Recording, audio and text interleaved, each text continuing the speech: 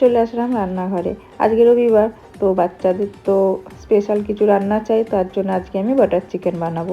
তার জন্য আমি 700 গ্রাম মাংস নিয়ে নিয়েছি। ওর মধ্যে আমি আদা রসুন বাটা, টক দই, গোলমরিচ গুঁড়ো, নুন আর লঙ্কা গুঁড়ো দিয়ে ম্যারিনেট করে রেখেছিলাম। আর এটা আমি কালকে রাত্রিরে ম্যারিনেট করে রেখেছিলাম, শনিবারে মাংসটা আমি এনেছিলাম। তো বেশি ম্যারিনেট করে রাখলে বেশি ভালো হয়। তো আমি ওই যে তেল আর বাটার দিয়ে দিই। শুধু বাটার দেওয়া করা যায়, কিন্তু শুধু বাটার দিলে জ্বলে যায়, জন্য একটু তেল মিক্স করে দিই অল্প করে। তো এই যে দেখুন কি সুন্দর সেদ্ধ হয়ে গেছে, কত জল বেরিয়েছে। তো এই দেখুন পুরো জলটা শুকিয়ে যাওয়া পর্যন্ত অপেক্ষা করেছি, এই যে হয়ে গেছে।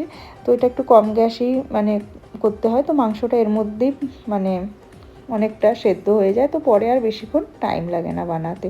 তো এই যে মাংসটা সেদ্ধ হয়ে গেছে, ভাজা ভাজা হয়ে গেছে। এবার এটাকে আমি নামিয়ে নেব। নিয়ে এই তেলের মধ্যেই আবার আমি মানে করবো। এই যে এই তেলটা আছে, পরিষ্কার করে নিলাম একটু, যতটা হলো। তোর মধ্যে আবার একটু বাটার আর একটু তেল দিলাম, যেহেতু বাটার চিকেন তো বাটারটাই বেশি লাগবে। তাই ওর মধ্যে একটু তেলও। আর এই যে বাটার চিকেনের মশলাটা আমি করে রেখেছিলাম, আমি পরে কোনো দিন আপনাদের দেখাবো এই বাটার চিকেনের মশলাটা আমি কী করে করেছিলাম। তো এই মশলাটা করা থাকলে আরও তাড়াতাড়ি হয়। তো এটা আমি কালকে রাত্রে করে রেখেছিলাম, তো ওর ভিডিওটা আমার নেওয়া হয়নি বলে আপনাদের সাথে শেয়ার করতে পারলাম না। আর এই যে মশলাটা একটু বেশি ভাজতেও হয়নি, কেন ওটা মশলাটা বানানোই ছিল অলমোস্ট। তো এই যে মাংসগুলো দিয়ে দিলাম, আর একটু কাসুরি মেথি দিয়ে দিলাম, আবার একটু বাটার দিয়ে দিলাম ওপর দিয়ে, যেটু বাটার চিকেন ওপর দিয়ে একটু বাটার দিলে ভালো লাগে। তো ওর মধ্যে আমি আবার একটু আমুলের ফ্রেশ ক্রিম দিয়ে দিলাম। তো এই দেখুন আমার বাটার চিকেন রেডি হয়ে গেল। তো কেমন লাগলো অবশ্যই বলবেন।